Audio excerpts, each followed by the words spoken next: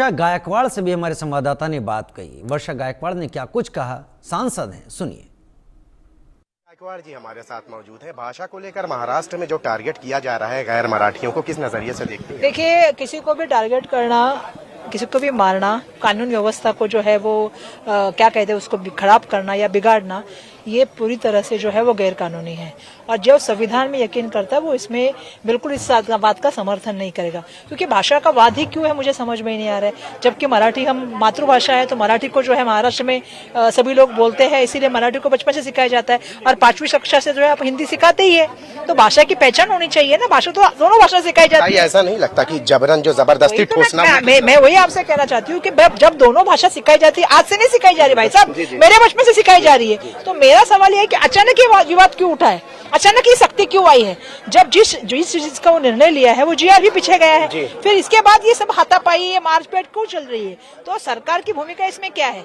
Basically मैंने इसलिए देवेंद्र फडणवीस और गृह मंत्री का वहां पे जिक्र किया कि इनकी जिम्मेदारी है कि कायदा सुव्यवस्था रखना, इनकी जिम्मेदारी है कि महाराष्ट्र में, देखिए महाराष्ट्र में हर आदमी मराठी बोलता है, हाँ, और हर आदमी हिंदी समझता है, तो इसमें इतना वाद विवाद करने की जरूरत क्या है? शिक्षा की बात थी तो पढ़ाई करके आना चाहिए था। एजुकेशन मिनिस्टर, शिक्षा मंत्री तो इस पे कुछ भी नहीं बोल रहे, जबकि उन्होंने जीआर निकाला था, इससे शुरुआत हुई थी।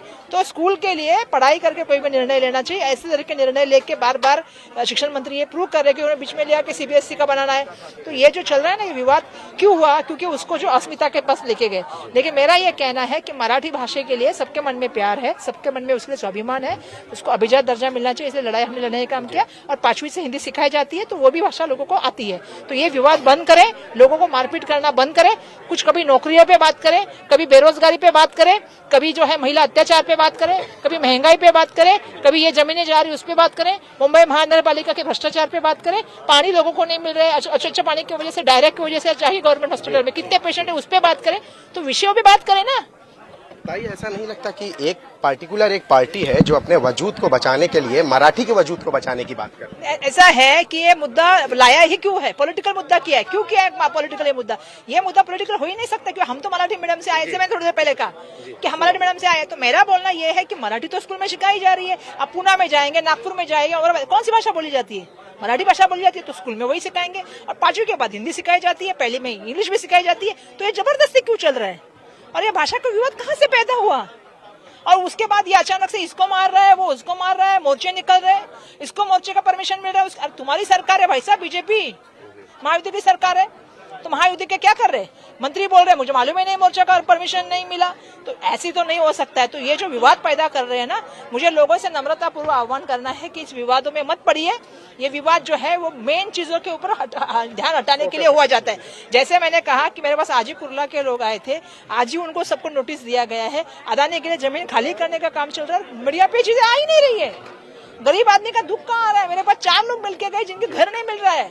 लोगों के आज 15-15, 20-20 साल से लोग एसआरए की स्कीम में अटके पड़े हैं, लोगों को रेंट नहीं मिल रहा है, तो उसके ऊपर तो बात ही नहीं हो रही है। ताई, ऐसा नहीं लगता कि 2004, 5, 6 में जो एक डर पैदा किया गया था गैर मराठियों में, उत्तर भारतीयों में, फिर से वो ये कारपोरेशन आया है ना, 3 महीने बाद हम बात करेंगे। बहुत बहुत शुक्रिया हमसे बात करने के लिए। तो ये थी वर्षा गायकवाड़ जिन्होंने आपके सामने अपनी बात रखी है और भाषा को लेकर उन्होंने स्पष्ट किया है कि ये ऐसा मौका ही नहीं है कि भाषा को लेके बात की जाए, क्योंकि इस दौरान जो है राज्य में जो है बीएमसी इलेक्शन है और इस इलेक्शन को देखते हुए हर वो सियासी पार्टी जिसका वजूद खासकर जो है मन से, इनका सियासी वजूद तो पूरी तरह से खत्म हो गया है, वो अपने वजूद को बरकरार रखने के लिए ये कोशिश कर रही हैं कि मराठी के इस इशू को जो है इशू के जरिए लोगों को जो है निशाना बनाने के लिए। कैमरामैन नितिन जाधव के साथ शाहिद अंसारी, इंडिया न्यूज, मुंबई। उधर भारत सरकार ने कोयला आधारित पावर प्लांट्स में फ्लू गैस डीसल्फराइजेशन